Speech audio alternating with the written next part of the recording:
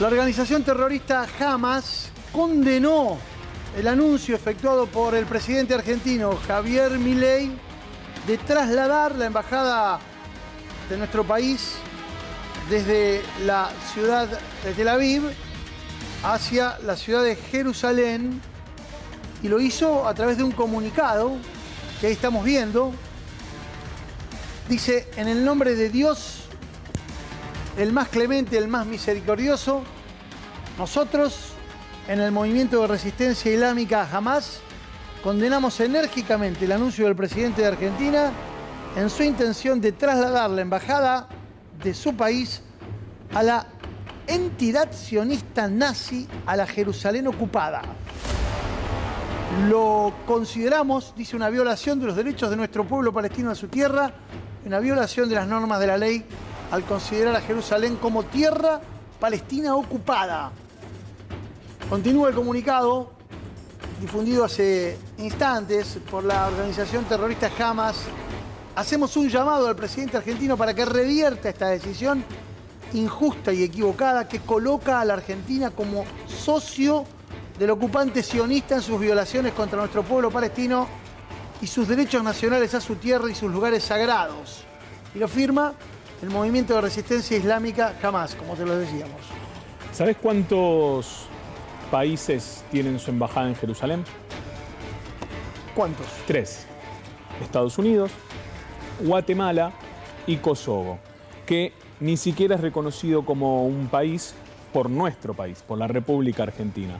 Solamente 3 tienen su embajada en Jerusalén. Hay más de 190 países que no reconocen a Jerusalén como capital del Estado de Israel, que bien reconocen a Tel Aviv, que es donde Argentina tiene su sede diplomática, en la periferia de Tel Aviv, y que esta decisión del presidente Javier Milei va contra todos los postulados de la ONU, nada más y nada menos.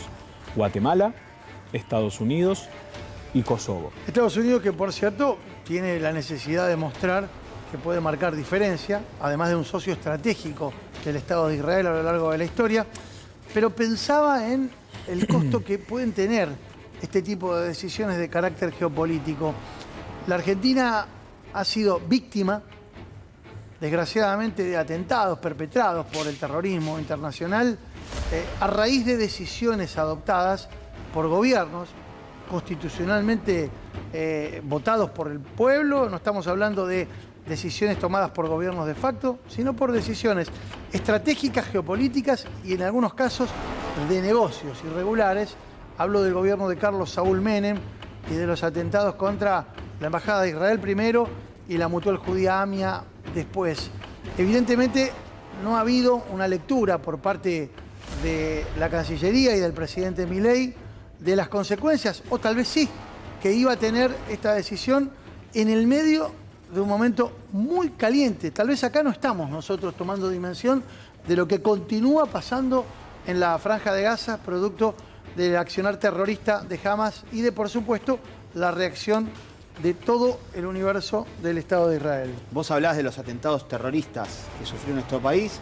Algunos de ellos encontraron parte de sus causas en lo que pasó en septiembre de 1990, cuando el gobierno de Carlos Saúl Menem, en un escueto mensaje del entonces canciller, ¿sabés quién era el canciller? ¿Te acordás? Domingo Cavallo. De 7 minutos, anunció que se iban a enviar 2 buques con cascos azules para fortalecer el bloqueo a Irak, en medio de la guerra del Golfo. Algunos analistas encontraron allí alguna de las causas, tal vez, para aquellos atentados. Y esto que sucedió en el día de hoy es cuando yo te escuchaba recién leerlo y es una amenaza. Y te corre un frío por la nuca, sobre todo porque estamos hablando de una organización terrorista que evidentemente ostenta un poder tal como para poder hacer lo que hizo el año pasado.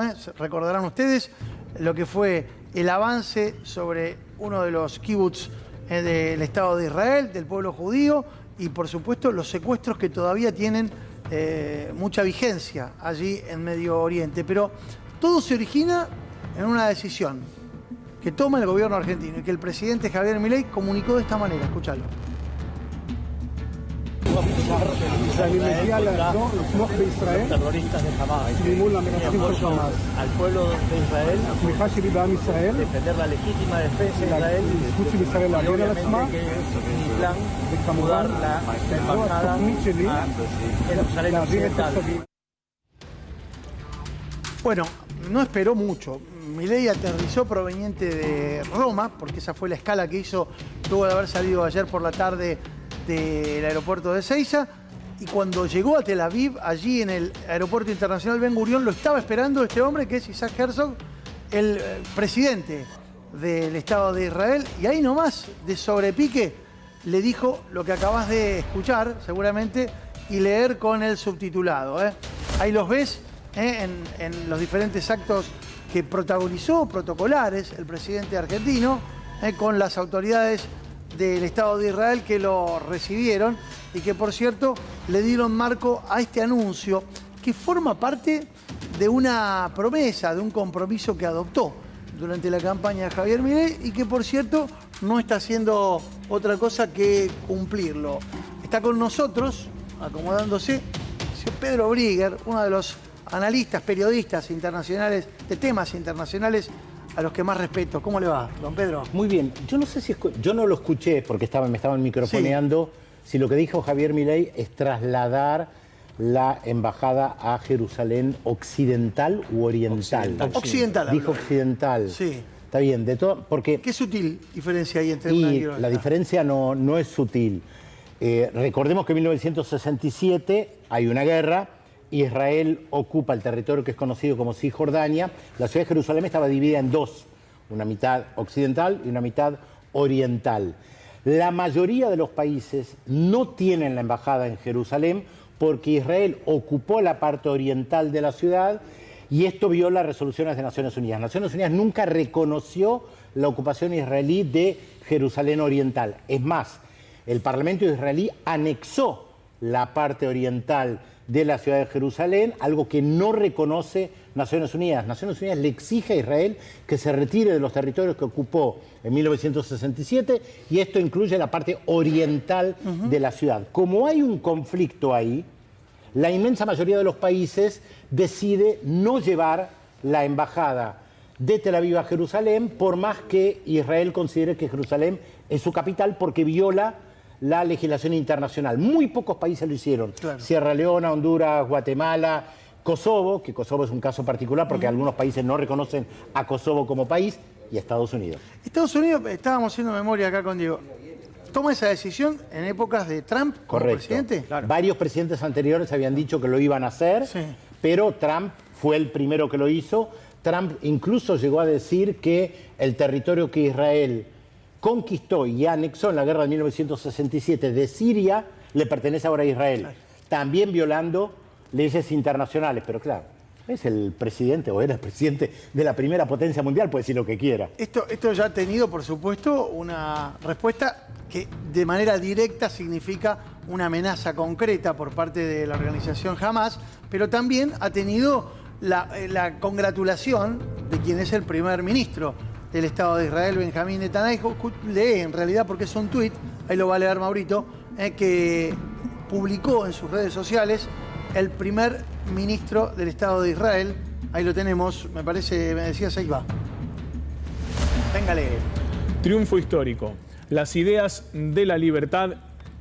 Perdón. Este es otro. Le han pifiado, diría la querida Steffi. Ahora vamos a seguir. Estamos preparando varios temas para hoy y, por supuesto, a veces se nos pueden mezclar. Estamos hablando del primer ministro del Estado de Israel que reaccionó, por supuesto, agradeciéndole al presidente argentino y teniendo claramente la idea de que esto puede ser tomado como un apoyo al Estado de Israel. ¿Qué puede generar esto? Porque la reacción de Hamas es previsible, Pedro. Sí, pero lo más importante me parece que lo que puede generar en el mundo árabe. El mundo árabe está en contra de esto. Argentina no es Estados Unidos. Y esto deteriora los vínculos. Por eso no queda claro si el viaje es personal, es político, se entremezcla. Porque al fin y al cabo, si Milei quiere ir a rezar al llamado Muro de los Lamentos en castellano, o Muro Occidental, está en todo su derecho, por supuesto. Lo que pasa que, desde lo personal y lo espiritual, lo que pasa que él va en representación de la Argentina. Claro. No es un viaje personal de una persona cualquiera, un panelista de televisión o algo por el estilo. Él dice representar a la Argentina. Ayer, uno de los periodistas que está viajando junto a Javier Milei, por las suyas, pero viaja en el mismo vuelo, es Román Lechman, que lo entrevistó. Y él en un momento determinado hace referencia a que este viaje tiene como dos partes. Una parte institucional y una parte personal, donde va a cumplir con una promesa que me imagino tiene que ver con esto que estaba haciendo en el Muro de los Lamentos. Sí, agreguemos también que Lechman en el artículo pone uno de los lugares más sagrados para el pueblo judío. El pueblo judío no tiene objetos sagrados, esto hay que aclararlo. En la religión judía no hay objetos sagrados, de hecho siempre ha habido una oposición dentro de la religión judía a todo lo que tenga que ver con objetos.